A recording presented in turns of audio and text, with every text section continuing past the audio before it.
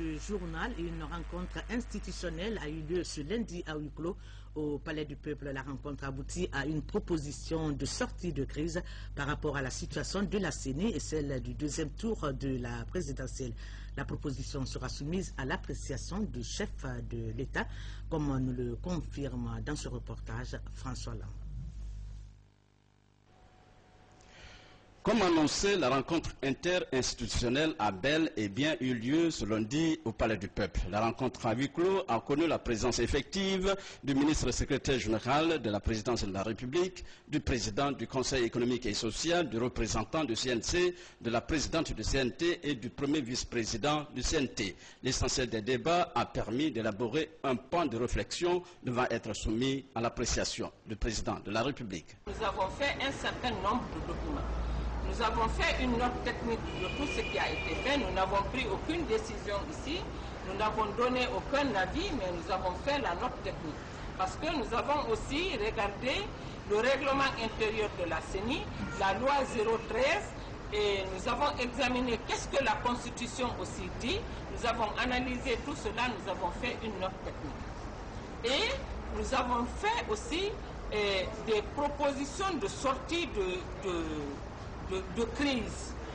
Donc là, on s'est dit qu'après cette concertation, c'est après ça, pour reconforter le président de la transition qui est de très bonne foi, qui est engagé à sortir le pays de cette crise, et pour reconforter l'armée qui a accepté aussi de donner le pouvoir aux civils, qu'on puisse aller vers le président. Le dernier mot l'appartient. C'est lui à juger maintenant qu'est-ce qu'il y a lieu à faire.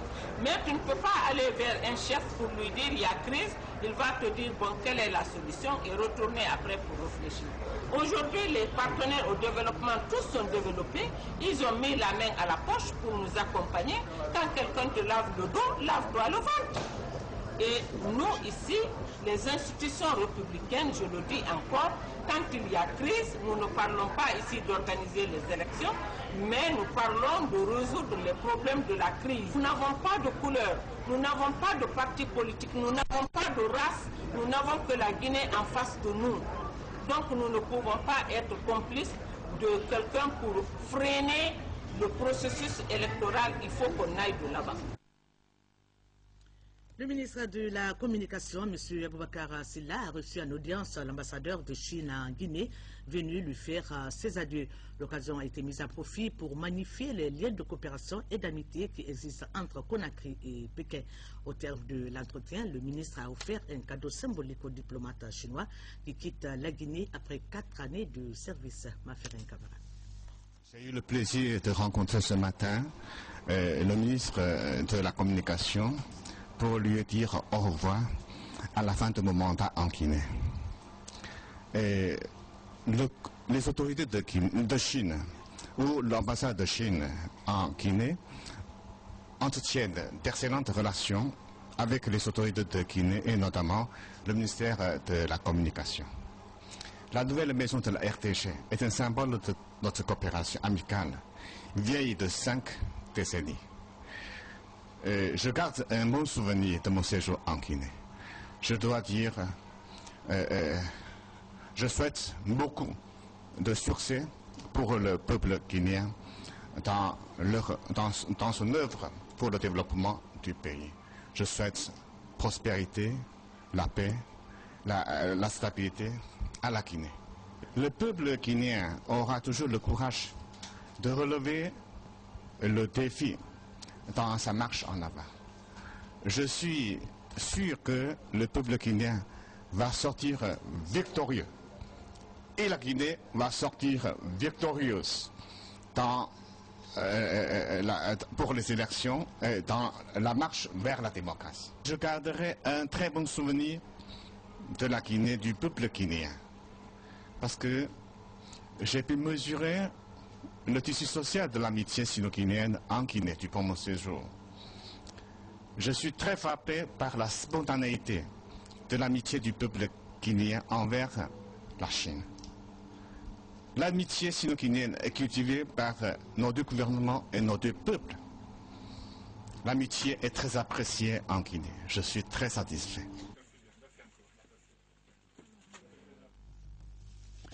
L'entreprise Guicopress a procédé jeudi dernier à la remise de clés de 2 édifices au bataillon du génie militaire à Sangoya. Il s'agit d'une messe des officiers et d'un foyer du soldat. La cérémonie a mobilisé officiers, sous-officiers et hommes de rang sous la présidence du chef d'état-major de l'armée militaire. Le reportage est signé Sergent Alassane Diaby. Ça y est, désormais, le bataillon du génie militaire dispose d'un messe des officiers et d'un foyer du soldat.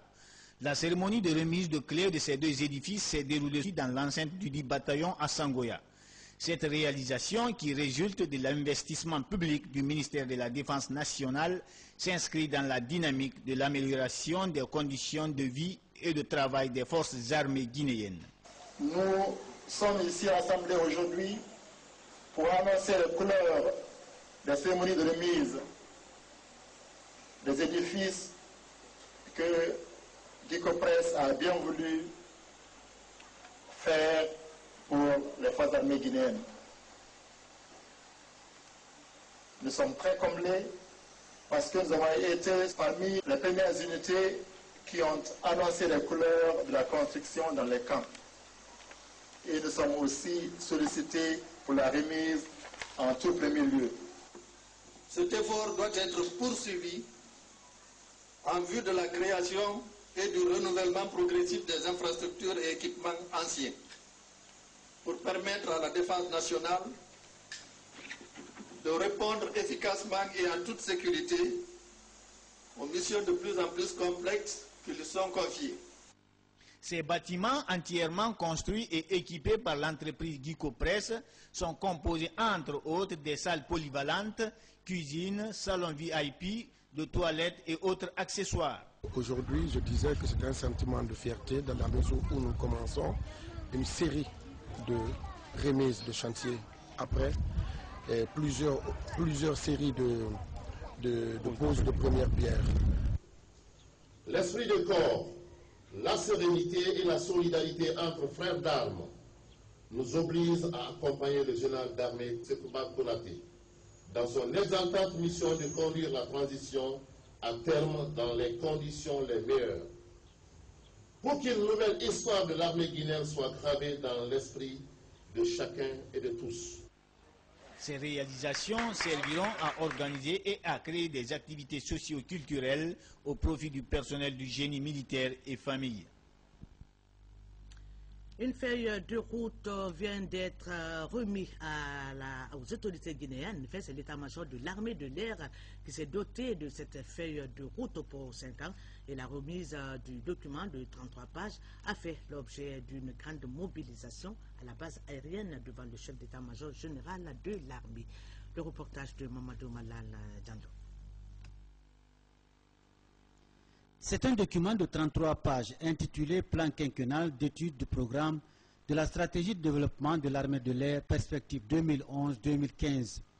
Ce document a été élaboré par une commission composée de 19 officiers supérieurs en activité et à la retraite. Pendant 3 mois, cette commission a su faire l'état des lieux, apporter des analyses, faire des suggestions et recommandations, puis tirer une conclusion. Je n'avais jamais pensé que 15 jours j'allais venir ici prononcer un discours. Je n'avais jamais pensé aussi qu'on allait faire appel à moi pour participer à l'épanouissement, au développement d'une armée qui me tient à cœur, l'armée de l'air. Le travail abattu lors de ces 3 derniers mois constituera notre référence dans le choix judicieux de nos besoins en équipement, mais aussi un guide en matière de formation afin de rehausser le niveau de combativité de l'armée de l'air. En appréciant cette initiative de l'état-major de l'armée de l'air, le chef d'état-major général des armées, le général Cham, a remercié les officiers aviateurs à la retraite qui ont bien voulu répondre à l'appel du devoir. Au nom de Monsieur le Président de la République, le général d'armée Sekouba Konaté, président de la transition, ministre de la Défense nationale, j'adresse tous mes remerciements aux anciens. Ces anciens, malgré qu'ils sont à la retraite, ils seront toujours à nos côtés pour nous guider, pour nous assister. Je tiens à ce que ce document soit concrètement appliqué sur le terrain. Autre facette de la cérémonie aura été l'ouverture officielle de l'école de l'air. Avec pour objectif, dans un premier temps, enseigner la notion de base de l'aéronautique aux jeunes caporaux-chefs et dans un second temps, leur donner la qualification nécessaire afin d'assurer la relève du personnel vieillissant de l'armée de l'air. Ce que je viens de suivre ce matin-là à l'aviation militaire, c'est encourageant. A noter que cette formation des jeunes sur place a un avantage énorme, car elle réduirait désormais les dépenses colossales que l'État engage dans la formation à l'étranger. Et voilà, c'est tout pour ce premier journal, mesdames et messieurs, signé pour vous à la réalisation par Abdoulaye Diallo, à l'infographie Faraba Magasouba, à 20h30, Inch'Allah. J'aurai le plaisir de vous retrouver pour la grande édition. Bonne suite du programme télévisé.